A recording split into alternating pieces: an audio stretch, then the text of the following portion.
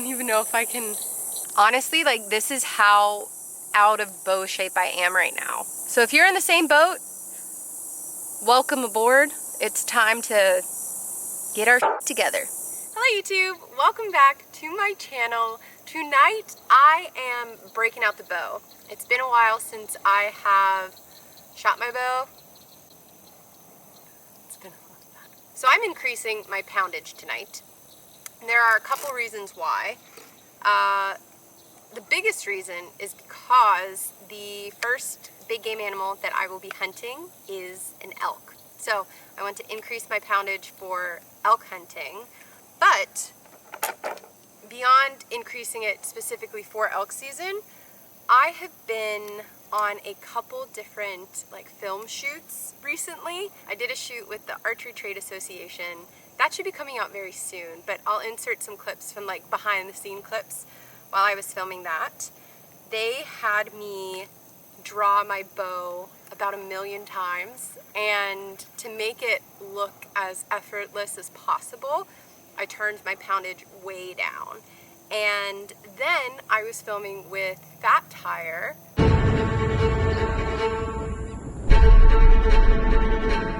If you have not seen the Finding Common Ground film series yet, I was in one of the short films that they created for that project, which is all about public lands, and same kind of story. During that shoot they had me draw a bunch, so I turned my poundage way down so that when I drew it was a little more effortless. So with that, I don't have a clue what poundage my bow is at currently, but it's way too low, and it's not sighted in anymore because I turned the poundage way down. So with that, tonight it's time for some fun with the bow again. I am going to turn the poundage up. We'll see how much I can turn it up.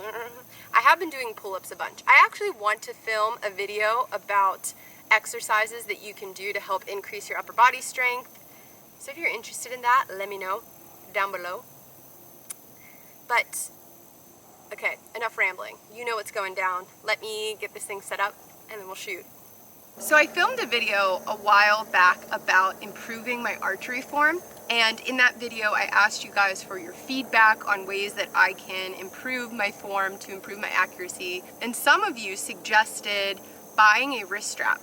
Part of the problem that I have is my shots tend to go left, and there were a few of you who said that a wrist strap can help change the way that I'm actually holding the bow and thus help with that issue. So I bought this a while ago, actually, off of Amazon.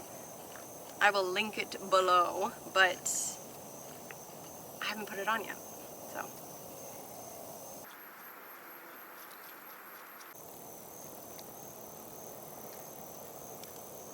Feels pretty good, actually. That does feel different. Feels like there's more stability. I mean, obviously it's intuitive.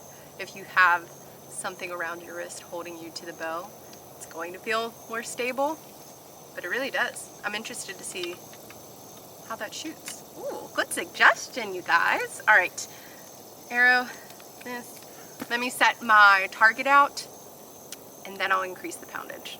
Then we'll see. Oh, okay, let's do this.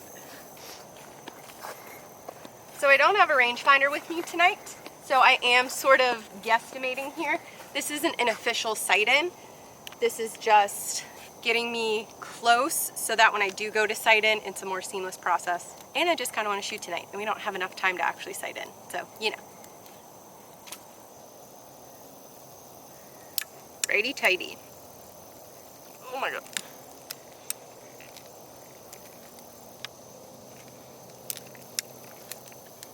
Whenever you're playing with your bow poundage, you want to make sure that you are doing equal twists on both sides. If you twist a little bit more on one than the other, you are going to have some problems. So line your Allen wrench up, remember exactly where it's at, give it a full turn, do the same exact thing to the other side, etc. You can tell how much room you have to increase your poundage by the distance between this piece where your limbs are set to the riser of the bow. That distance right there will tell you. If you have some space, that means you have more room to tighten it down so you can get heavier and heavier. Does that make sense? I hope so. Yeah. So I'm probably somewhere around 50 pounds right now, but I'm gonna draw back, see how it feels. If I feel good, I'll give it some more twists. Let's give this a try. Woo-hoo-hoo! She's more, that's for sure.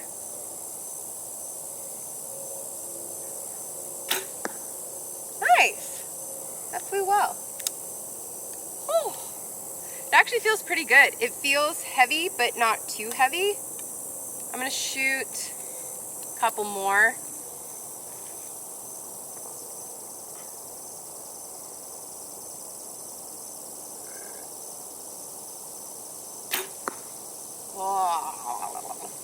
Actually, I'm definitely not increasing my poundage because it's already, like, this is a lot. This is good for me.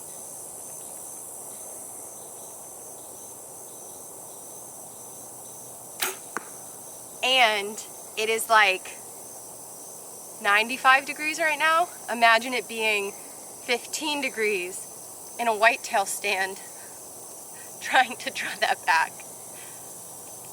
Yeah, I'm gonna leave it at this poundage. Let's go check them arrows.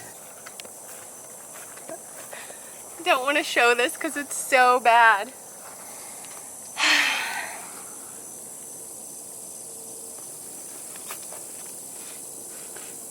That was my first one. That was my second one. That was my third one.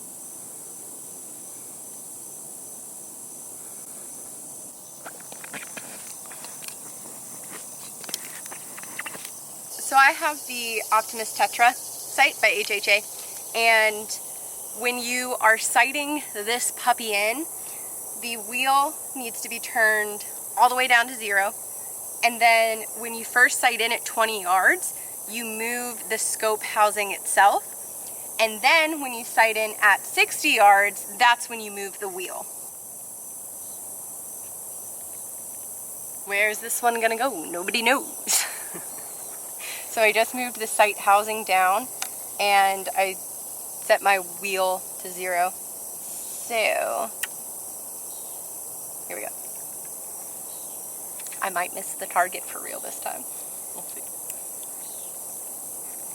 Okay, but I'm not gonna speed through this round because you're watching. I feel like sometimes when we film and I'm shooting, I don't actually take as much time or focus as I need. And I'm just trying to make excuses for why my first grouping was so bad. Okay, here we go. Oh no, I didn't use my wrist strap. Oh.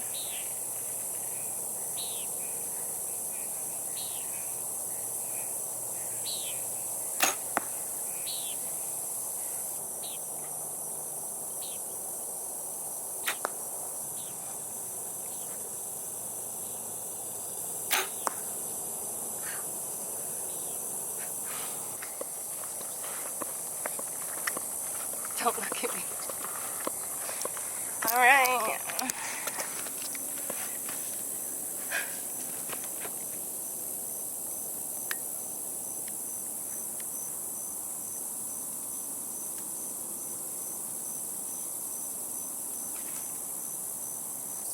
I will say, I like the wrist strap. It does feel a lot more stable whenever I'm at full draw.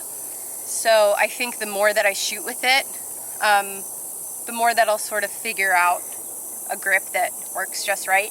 Still, I feel like I'm playing with it every shot, but I like it. It's a good thing. Ooh.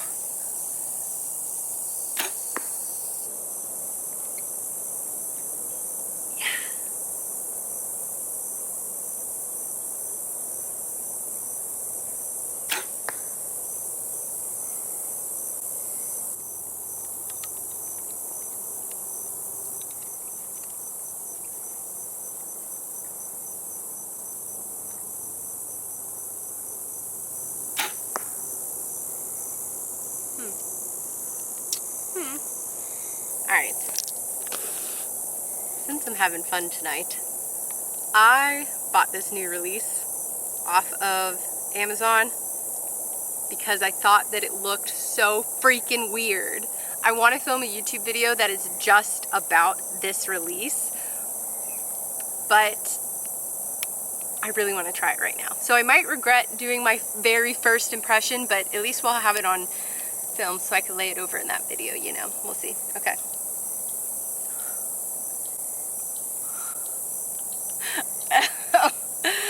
Oh boy. This is gonna go flying.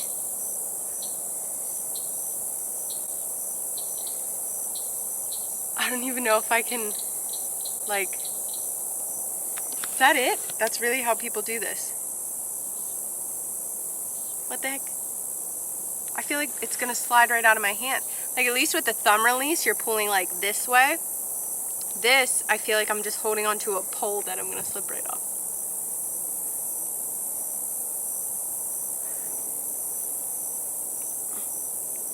Oh my bejesus. Oh my god, oh my god, oh my god, oh my god.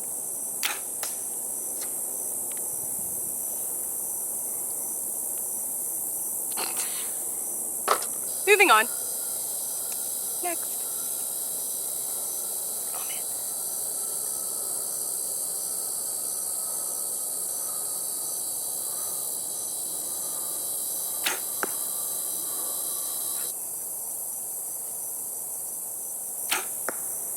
Woo, those two went good. Okay, let's look at them. I feel like I need to do a series that's like how my accuracy improves as I prep for bow season video, because this is bad. It's been a while. It's been a long while. That's bad. All right, let's take a look. So believe it or not, we're making improvements. So the first arrow went berserk because of that release. So maybe I'll play with that again in the future, but not right now. So there's obviously still too low, but my right and left has improved. So that's good.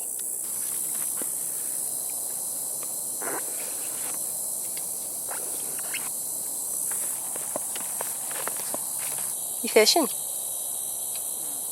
Nick's fishing while I'm sucking. So it turns out I could move the sight housing down a little bit more. So I should be in a good zone right now. My other option would be to move the wheel, which is okay. If I move the wheel, that just means that I won't be able to shoot out as far, because eventually, so you can probably see right here, eventually my sight housing will come down and interfere with my arrow. So that might happen at 80 yards, that might happen at 70 yards. It really just depends on what my poundage is and how heavy my arrow is. And right now I have a pretty heavy arrow and relatively not a heavy bow poundage compared to most people who are bow hunting, which are males and can pull a lot more. So I think I should be good now. I moved the sight housing down a little more. I think I'll be able to get out to 65 yards, no problem. And I'm not going to take a shot farther than that at it, like when I'm actually hunting. So this will be good. We're making progress. I'm making progress. Not with this thing though. I'm not touching this thing again for a while. I wish you could have seen how the arrow just like skipped across the water that was behind the target. It's ridiculous.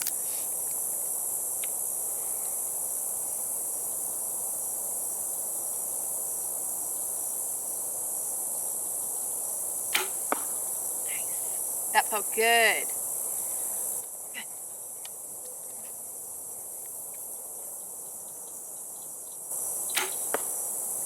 That was my fault. Haha, I pulled them because I didn't want you to see them. The left and right on my first arrow was good. It was still way far down. So I unfortunately am going to have to move my wheel if I want to keep using these heavy arrows. And my second shot was actually to the right, and that was just me and with my release. I knew it before it ever even hit the target that was my fault. So I might have to think about whether I need to switch to a lighter arrow or not. I don't know. Leave in the comments below what you think I should do, because I don't have a lot of time left, and I'm like procrastination with getting things like really dialed in. So I'm gonna close it out here. Nick is itching to fish. He's gonna be so mad that I'm showing him. I'm gonna keep shooting my bow. So that's it, YouTube. Thank you for watching this mess of an archery vlog. But honestly, like, this is how out of bow shape I am right now. It's really bad. So I need to get my together like now. So if you're in the same boat, welcome aboard. It's time to get our together, because hunting season's almost here. So I'll continue to update you guys with how this goes and what my final setup ends up being, and if my shots improve. And I think it'll help a lot once my bow's actually sighted in. I'm literally fussing with it after every shot, which is also just like silly. I don't know why I always do this to myself.